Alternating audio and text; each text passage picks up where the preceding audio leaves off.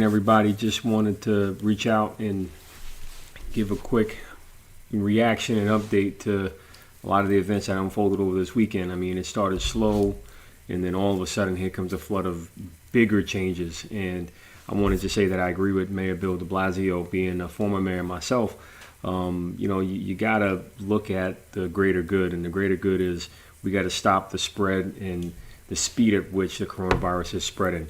While we do know that it should have stopped way before it started, and while we do know that the priorities of the Trump administration was off, I mean, they've been off on a lot of things, but it was way off when it came to prioritizing, containing infectious diseases. You go back to November, December. The blame game ain't going to get us nowhere. It's only going to make things worse. So, in looking ahead, looking at right now, our key focus is how do we slow the flow of the coronavirus? And the best way to do it is to create isolation cells. And listening to my wife, listening to all the different feedback from different countries, having people just isolate and determine whether or not they are sick will really help officials, doctors, nurses, people that are responsible for trying to help us defeat the coronavirus. It will help us identify who actually needs help. And in that way, at the very least, if we're able to, right now, especially this week being the week where the people are, quote unquote, contagious the most, and those that isolate or don't isolate and become infected, you're going to see a lot of infections rise. So I just want to share with you this chart that I got from one of my neighbors that shared that we are very much 11 days behind Italy. And that's in a place where they were doing more testing than we've been doing testing here in the United States. So if you just look at the chart, the table, it's very clear that of Wednesday, March 11th, we were basically a few numbers ahead of where Italy was. And so 11 days from now, we may see, tens of thousands of cases because we're going to be ramping up more tests as we go along. So just to show you, 1,128 was Italy on February 29th. 1,135 was United States on March 11th. So when you look at those numbers, you just have to wonder, why it's important that we must listen to the orders of, do your best to telecommute, do your best to not put yourself in social settings of, larger groups, and self-isolate. And when you do isolate, you got to keep track of who you're talking to, who you're coming into contact with. And this is where trust is going to become a major, major, major issue, because you have to trust that the other people that you are, interacting with are being as cautious as you are. So, for example, if, let's just say you determine, let's just fast forward in 10 days, you determine that you and your neighbor next door are both not ill, then guess what? You guys did not get infected with the coronavirus, and it's okay to have you guys in that group becoming an isolation cell because you haven't really interacted with or, have the coronavirus. But what I will say is you should think about just talking to your neighbors, talking to your loved ones, and do your best to keep track of who you come into contact with, because that's part of the exercise that the officials are looking to put together, trying to puzzle together. Well, who did they come in contact with, and how is this one connected to that one? So it's like a massive game of telephone, but you can help narrow that window by essentially keeping track of who you come into contact with. Now, it's not possible if you're on the train going to work or if you're in a high traffic area, but again, the best thing you can do is wash your hands as soon as you get to your destination. Do your best to not touch your face as you're out and about. When you cough or sneeze, do it in the crook of your arm, or have a tissue of some sort.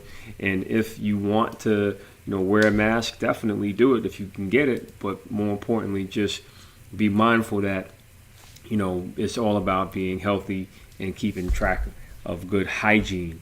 And this was what I'm showing you right now is an article on Medium.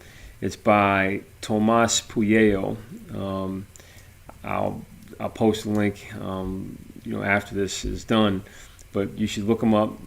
He spells his last name Pueyo, and this has a lot of data. This is the best article out that I've seen. It's been circulated over 28 million times, and he basically makes it clear the same way I'm making clear. The coronavirus is coming to us. It's exponential, and I've been saying this since day one. It's not something where it's not a one-to-one thing. It's not binary. It's exponential. It expands, and it's only going to get bigger and bigger and bigger. And one of the things that I've been reading, not just this article, to demonstrate that it's coming, and social distancing is here, and we should do it. We need to start with ourselves and the economy. We have to really just look at things a little differently, more as a bigger game of survival. And I'll talk more about some of the steps that I think we should be taking. I'll talk more about some of the things that we should be doing. But right now, it's isolation cells, it's washing your hands, being cautious, it's keeping track of who you've been in contact with, that game of telephone. But also, I'm not a scientist, I'm not an epidemiologist, I'm just a guy that's just trying to make some sense out of this, like many of you.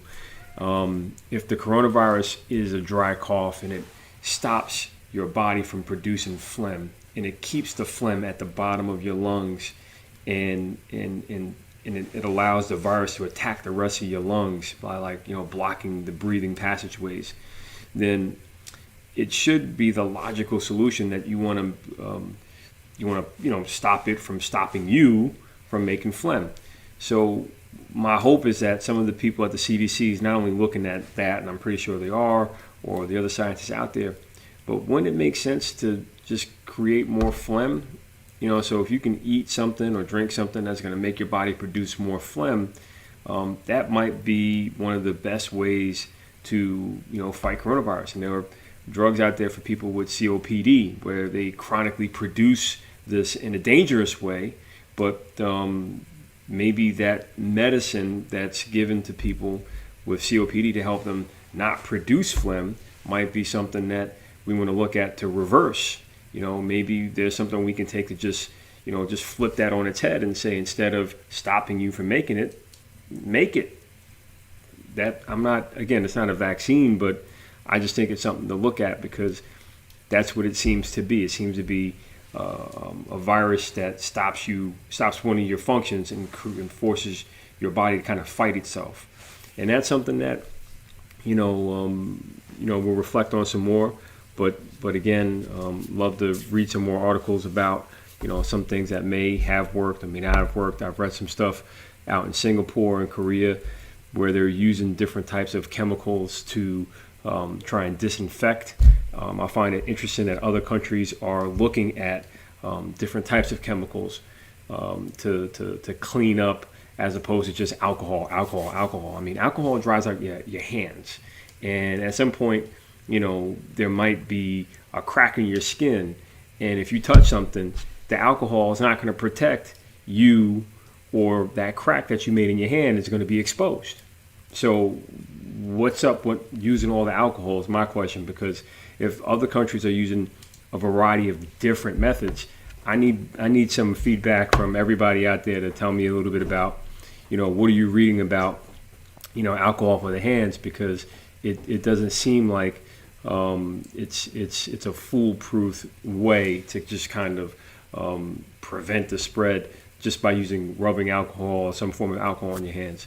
I support hand sanitizers. I support washing your hands, but I just need to understand, that dynamic, especially when other countries that have, conducted thousands of tests in a day are using a variety of tools in their toolkit. So my hope is that, again, as we look at the whole constellation of things, we should definitely look at all different options to clean and disinfect, so that we're not just seeking one thing that may cause another bigger problem. But all in all, in this hard moment, just remember to hug your kids, hug your family, all those elderly people out there that are alone. Make sure you call your loved ones, call, check on your neighbors the best way you can. I have some elderly neighbors. I make sure to reach out to them to make sure that they know that we're going to help as best we can. But thankfully, many of them have taken precautions to try and self-isolate and try and weather out this storm. But for those that can't, let's figure out what we can do to help them, because that's what we're here for. We're all in this struggle together. It's clear that behind every big fight is an even bigger one. So let's keep working, let's keep swinging, and let's beat this coronavirus. All right, y'all take care, and know that we're gonna get through this no matter what. Hang in there.